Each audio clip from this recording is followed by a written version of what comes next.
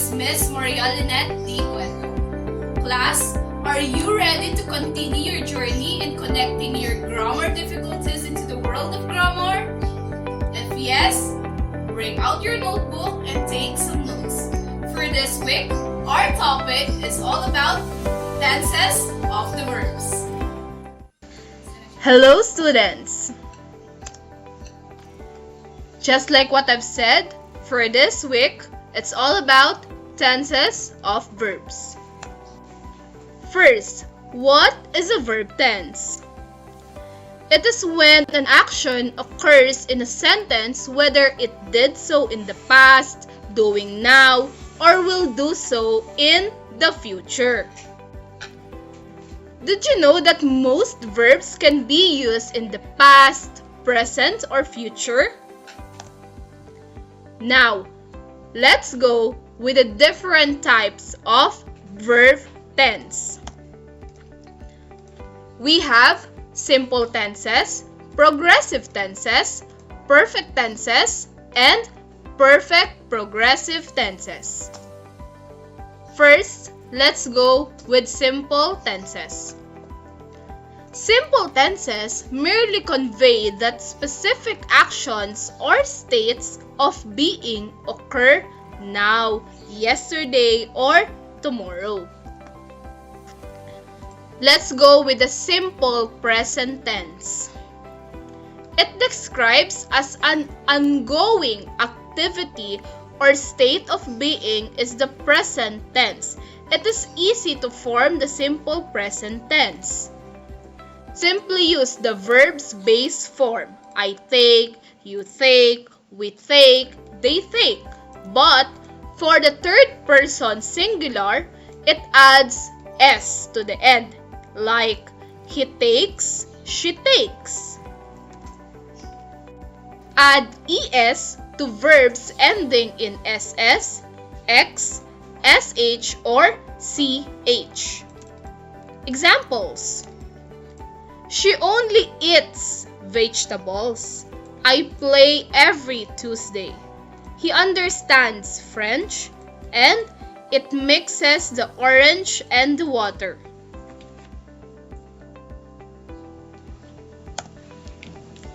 Now, let's move on to simple past tense. Past tense is used to talk about things that have already happened. Take the present tense of the word and add the suffix ed to get the past tense in English. For regular verbs, for example, to make the verb walk into the past tense, add ed and you get walked. Verbs that do not change forms consistently or typically are referred to as irregular verbs. Verbs that do not change forms consistently or typically are referred to as irregular verbs. Irregular verbs do not generate the past tense by adding d or ed. For instance, the past tense of eat is ate rather than eated. The past tense of fall is fell, not fold. Examples: Halia went to the market yesterday. I washed the dishes.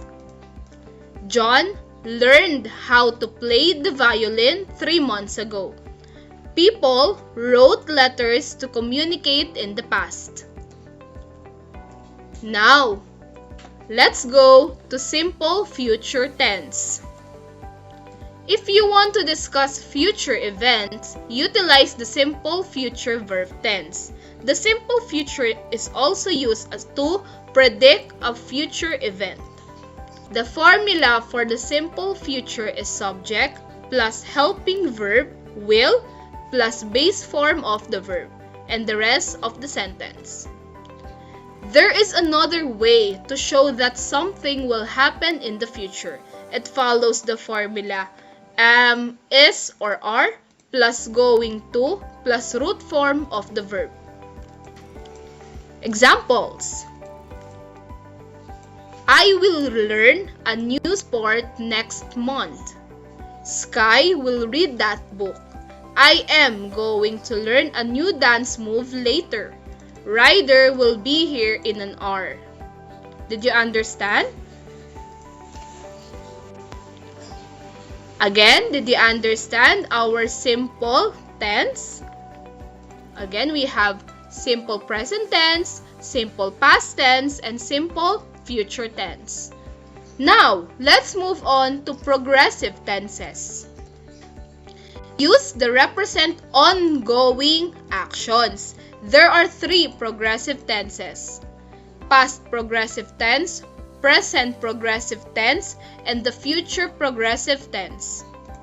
The progressive tenses are typically referred to as continuing or continuous tenses. First, let's go to present progressive tense. To represent action that began recently, again, recently is still ongoing now, this week, this month, this year, and will most likely finish at some point in the future. To create the present progressive tense, combine a version of the verb be with a ing verb. Examples: I am reading right now. To present progressive can also express The present progressive can also express a scheduled event in the future. For example, this sentence is in the present progressive. She is starting school next semester. The employees are working on the night shift. Mariko is shooting a new film featuring romance comedy characters tomorrow. Negative statements are expressed in the present progressive tense. The structure: subject plus am, is, are plus not plus ing form of the verb. I am not learning any new choreography today. Hazel is not coming for class reunion. Now, let's move on to past progressive tense. It represents activity that was continually in process. Again, continually in process in the past when another action occurred.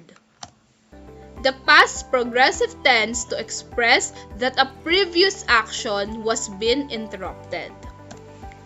It can also be formed in the past tense of the auxiliary verb be, examples was or were, with the main verb's present participle ing form. Examples: I was cooking when the mail was delivered. Sheena was sleeping when the alarm went off.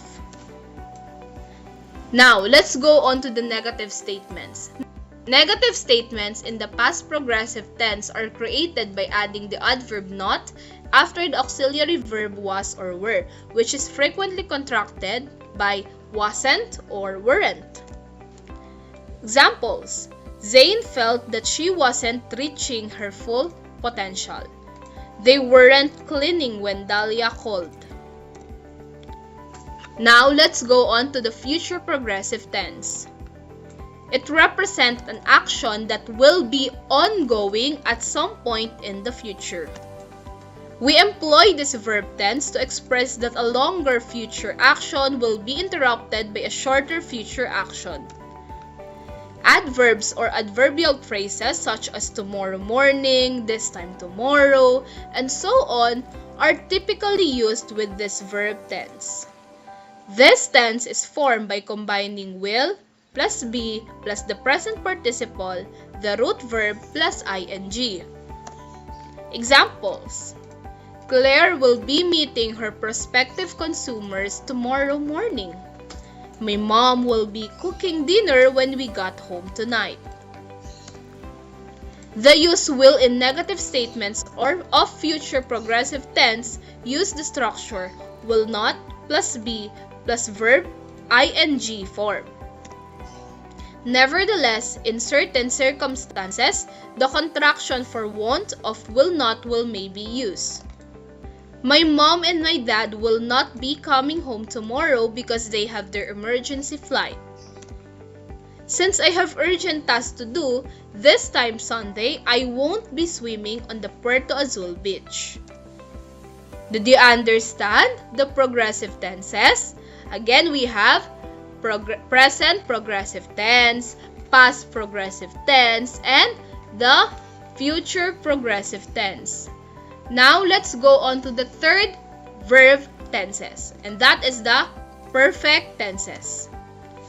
To describe an action that has been completed and finished, this tense is formed by appending one of the auxiliary verbs, have, has, or had, to the main verb's past participle form. Again, past participle form. Let's go with past perfect tense. It represents an action that occurred before another prior action or time in the past. The past perfect verb tense is formed by appending have or had to the verb's past participle form. Examples. To demonstrate a complete action, this is an example. I had just finished brushing my dog when she tore across our backyard and jumped into the mud. The kids have already gone to bed by the time I got home. To express conditional statements, example, if Michelle had studied for her midterm exam, she would have passed. Now, let's move on to the present perfect tense. It describes an activity that occurred at an undetermined or unknown time in the past, or an action that began in the past and ongoing in the present. The present perfect verb tense is formed by adding have or has to the past participle form of the primary verb. Let's have an examples. She has renewed her data subscription. The close bond between humans and dogs has continued to be popular up to this day, and I have loved him for a very long time. Now, let's move on to the future perfect tense. An action will have been finished prior to another action or a certain time in the future. This verb tense is generated by combining will plus have and the main verb's past participle. Let's have an examples. I will have eaten breakfast before I go to school. Chantal and Sab will have returned from practice when their sister gets home. And when I turn 30, I will have visited all the beaches here in Cavite. Did you understand the perfect tenses? Are we still clear, class? Okay. If so, let's move on to the last type of verb tense, which is the perfect progressive tenses. It combines the perfect tense and the perfect progressive tense to describe an action that has been ongoing before another action occurs, occurred, or will occur. Let's have the present perfect progressive tense. It describes an action that has been ongoing up to the present instant. It is generally coupled with the length of time phrase, such as for a few seconds, 5 minutes, for the entire day, morning, weeks, or Monday, or maybe last month, or etc. This is the formula for the present perfect progressive tense. Take note of this. Subject plus has or have plus been plus verb ing form. Examples. Carl has been thinking about purchasing a new lot. Danielle has been dating Sarina for several months. Now, let's go on with the past perfect progressive tense.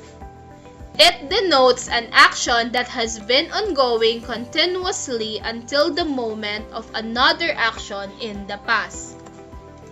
It highlights that the action began before a specific moment in the past and continued until or almost until that time. This is the formula for the past present progressive tense. Subject plus had plus been plus present participle of the main verb plus ing. Examples. Before her family moved to the States, she had been attending Mapua University. Ali had been chatting online before he went to school. Main's skin was sunburned because she had been lying on the beach all day. Now, let's move on to the last one. Future perfect progressive tense. It is used to imply that an action will continue until another action occurs in the future. Words like before, when, for years, and so on are frequently used with future perfect progressive. This tense is constructed using the formula will have plus been plus present participle of the main verb. Examples. By the time I publish my novel, I will have been writing it for 20 months. When the cake is baked, it will have been cooking for 45 minutes. The next few years, we will have been wearing our black toga and waving our hands more to our own families. Again, what are the types of tenses of verbs? We have simple tenses, progressive tenses, perfect tenses, and the last one, perfect progressive tenses. That's all for the tenses of verbs.